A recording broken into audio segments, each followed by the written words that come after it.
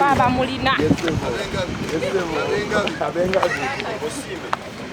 know, we're going to get into Uganda, our Insurance Regulatory Authority, IRA.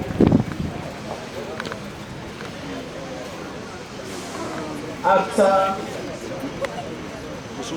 IRA, we'll get into roofing. Here, if you don't have a dummy check, it's fine. If we have your logo, we will use your logo. If you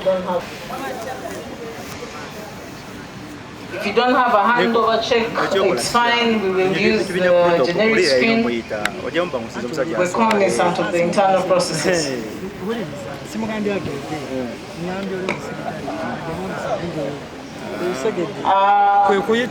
Simon, ekifaananyi musoke sirowooza nti mufumufire ekifaananyi okay amama May amamanyi kutu abeera omugamba wotegeeza bamuyisa atambule butamu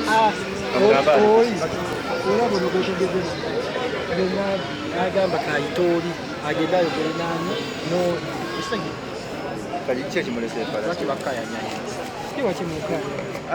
tuyanziza nnyo abakcca abamalume nja kusaba mubalansinga ekifaananyi sirina bwekyuka naye nja basaba mubalansinge abakamera basobola bafuna. We will now get into 3 more.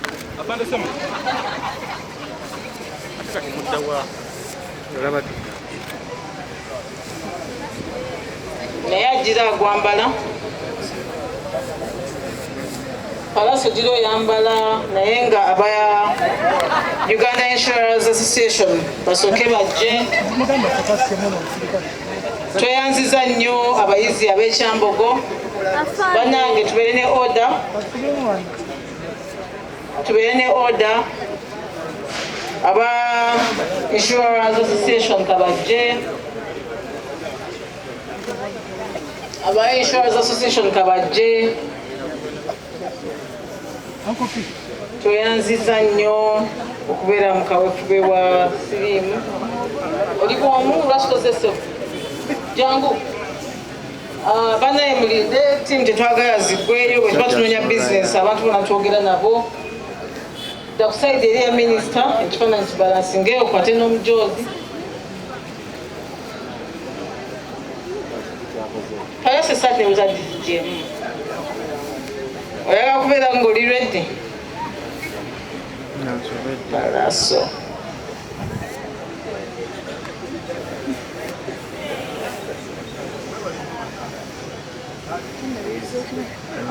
Pallaso tweyanziza agenda wali okwate n'omujoozi omulala gumu nja kusaba ekifaananyi nga Pallaso ali ne Katikkiro yekka. Katikkiro nkulopera Pallaso oyo Pallaso namukubidde ekiro saa 6 naye yakutte essimu abatakwata masimu ge batamanyi basimanyi gwe babeera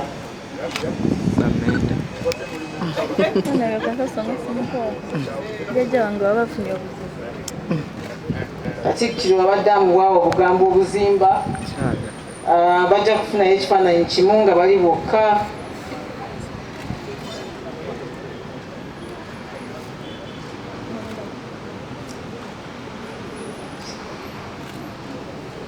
Mujja nakumpayo kimu nga Pallaso ayimiridde yekka nga ekyakatikkiro kiwedde akunga abantu batwale obujoozi obusembayo. Sirowooza nti enkya tunaba tulina obujoozi wano. Pallaso tulina waggulu. Katikkiro nja kusaba oweeyo kawaazi kati nnyo Pallaso afune ekifaananyi ekikunga abantu. Nga bwe maliriza nja kuyita Hajat Namyalo mwebale mbadde manyi mwebasi naye olaba munterezezza mukyatunula. Hajat Namyalo badde nsaba ojje tukwaniriza nnyo.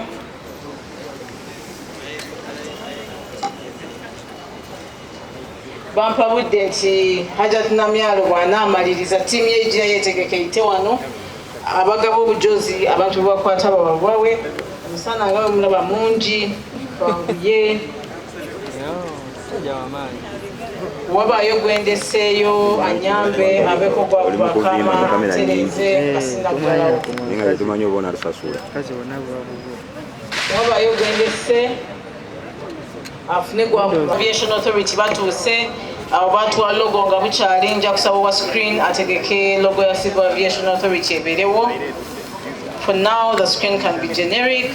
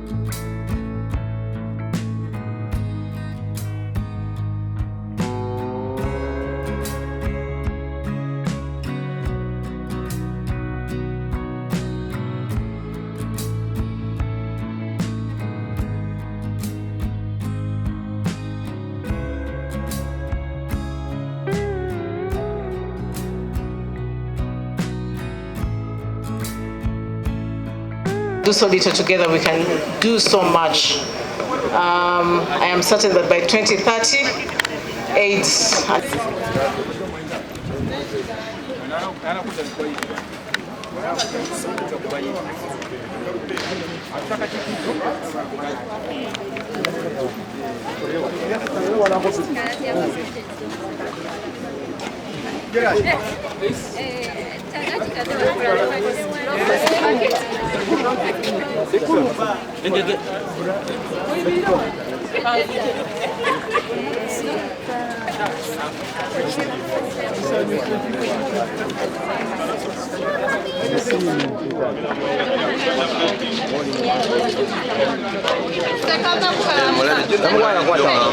Actually, no,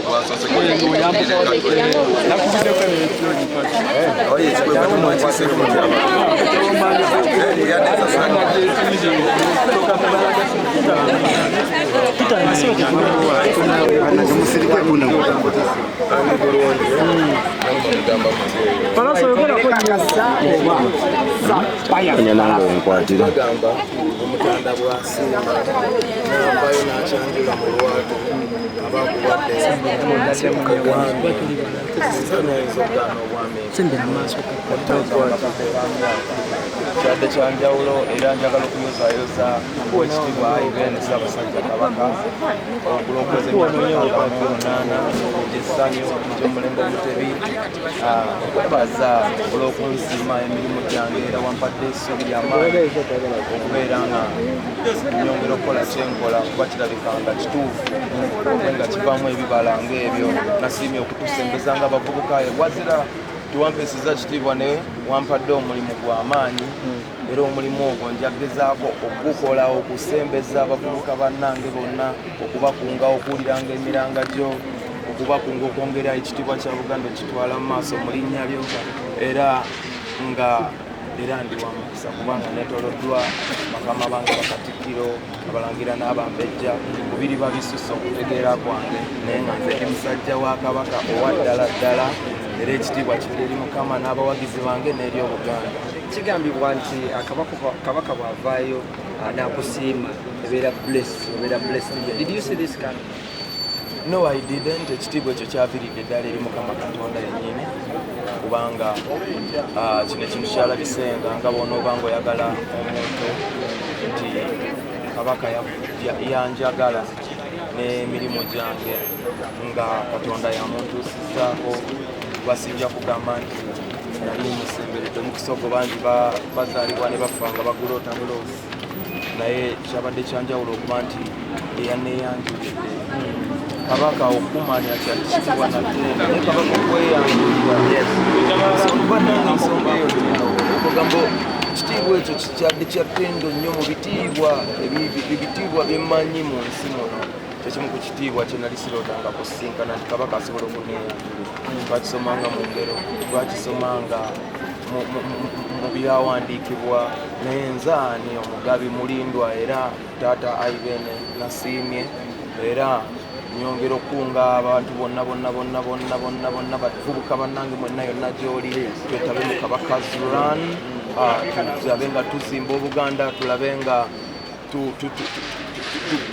tulwanyisa ekirwadde kino ekyamukenenya bw'abanga beene yasiimye okuvaayo alabe nga atwetabako mu lulwana luno ngera bw'abadde azaakola naye guno kati omulanga gw'amaanyi era tudduke nange ngenda kudduka nze bangi mumanyi nakava ku ssajjale nensuubiza ngenda kudduka paka wennaakoma era nkunga abavubuka bannange abaagala okudduka nange mugule kits mujje mwetabe mu misinde gya Kabaka Obuganda tubuweesa ekitiibwa bannange mbakunga mwenna omulimu ngutandise bannange mujje mbakunga mu bungi mujje nolwani ebeyanjawulo njagala tujje tulaga amaanyi g'ekivubuka Katikkiro yakuutiriza nti buno Buganda bwesize nnyo empagi z'abavubuka era bubasembeza ab'amaanyi era baboogeddeko kubazaalibwa bannange mujje tulaga amaanyi abavubuka b'omulembe guno bintu bingi abantu baali batandise tulaba nga abatayagala kukola abantu baali batandise tulaba bingi bye batoogeddeko tukozesa kino bakozesa kiri bannange mujje tuzimbe eggwanga jangu otegeka ettaffaali lyo ku Sande eno mu misinde gya Kabaka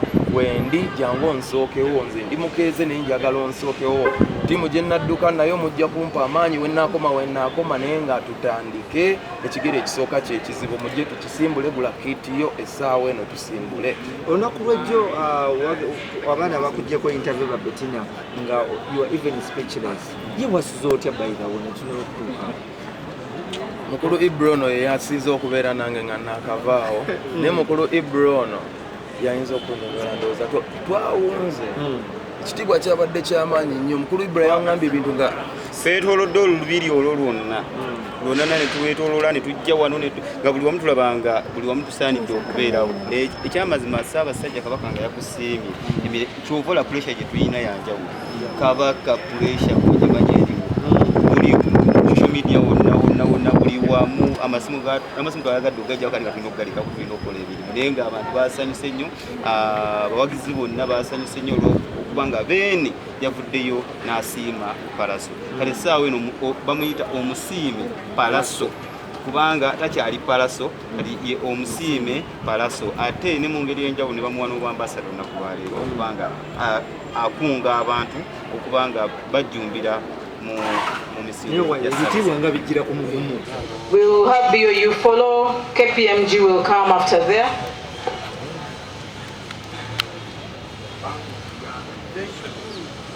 As KPMG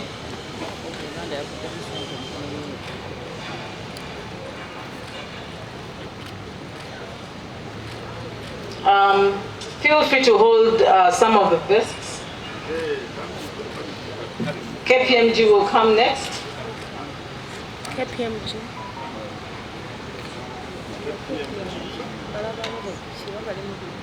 Unilever will come next after KPMG. As they do that, Uganda Railways Corporation will also get ready.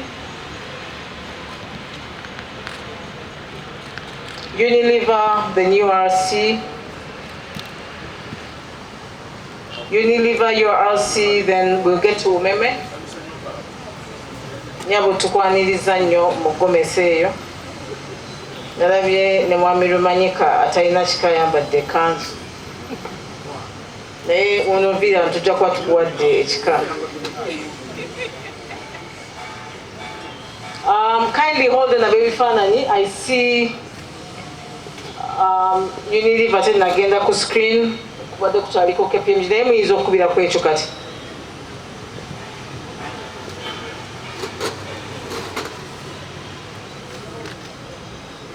Tweyanziza nnyo Unilever. Nnyo omukyala ayambadde bulungi era ayinza okufuna ekifaananyi ne Katikkiro yekka. Ebifaananyi bye